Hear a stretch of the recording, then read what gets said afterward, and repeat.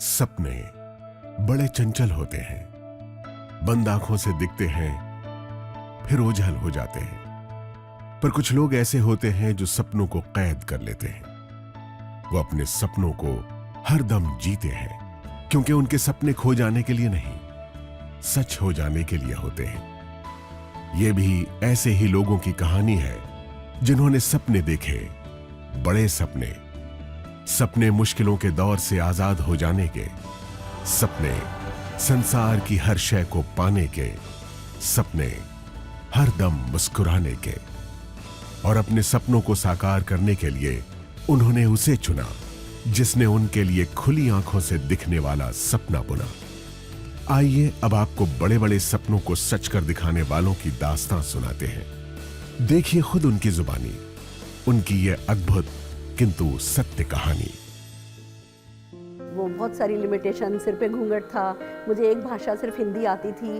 धीमे धीमे मेरा आत्मविश्वास कम होता जा रहा था और मुझे लग रहा था बस लाइफ माइनस में जा रही है। मैं गरीबी, दुख, दर्द, अपमान, बेइज्जत सब कुछ मैं देख के आ चुका हूँ। मेरा पिताजी की लाश जलाने के लिए मेरे पास पैसा नहीं था।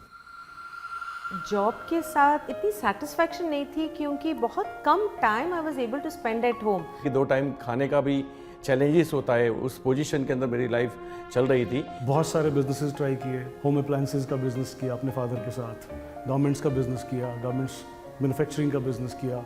और जब कुछ नहीं था तो एक दुकान खोल के बैठ गए। फादर ने कहा कि बस और कुछ नहीं है, दुकानदारी करो। My father was a BD worker and they're having 7 children.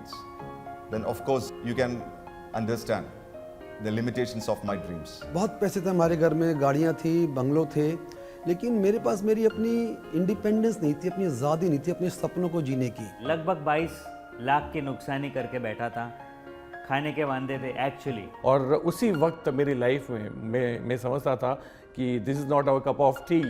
वही डायरेक्ट सेलिंग मेरी लाइफ में आया मोदी केयर के नाम से। कि मोदी केयर मेरा बिजनेस नंबर 33 है, उससे पहले 32 किस्म बिजनेस में कर चुका था। भगवान खुद नहीं आते हैं लेकिन वो किसी को भेजते हैं, और समीर सर आए हमारी लाइफ में। वो जितने भी न्यूज़पेपर के नीचे सपने रखे थे सब उभार लिए और इस बिजनेस पर काम करना शुरू किया। लोगों के लिए ये सपने पूरे करने का बिजनेस हो सकता है, लेकिन मेरे लिए ये लाइफ बचाने का बिजनेस है। क्योंकि मुझे यहाँ पर एक चीज़ नज़र आई कि विदाउट एनी इन्वेस्टमेंट मैं जो पाना चाहता था, लाइक मान सम्मान मिले, इज्जत मिले, शोहरत मिले, पैसा मिले, वो सब कुछ यहाँ से मिल सकता था। हमें नज़र आया था कि हिंदुस्तान में वापस सोने की चिड़िया, दूध की नदियाँ यहाँ से बहने वाली है। हमें ये बात समझ में आई कि हम अपने खानदान की सबसे बड़ी गाड़ी चला सकते हैं। हमें ये बात समझ में आई हम अपने पूरे मोहल्ले परिवार के सबसे बड़े घर में रह सकते हैं। जिस तरीके का भी हमारा सपना है वो इस इंडस्ट्री से पूरा हो सकता है। सुन के आया था कि लाख का इनकम होगा। दोस्तों आज का तारीख में हर महीना हमारा परिवार की मंथली इनकम होता है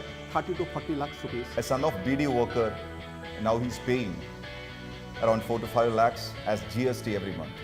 और 8 साल के अंदर लगभग more than 10 करोड़ रुपीस में अर्न कर चुका हूँ। We bought our new house, a beautiful house in the heart of Bangalore city. वो सुरेखा भार्गव जो कभी माउंट आबू भी नहीं गई थी, आज 50 से ज़्यादा फॉरेन ट्रिप एंजॉय कर चुकी हूँ।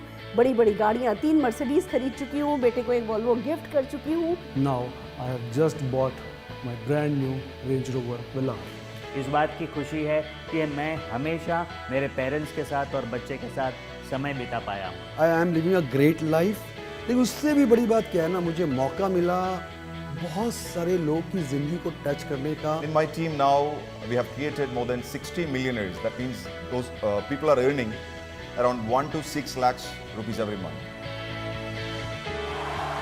मोदी केयर, आजादी सपनों को जीने की।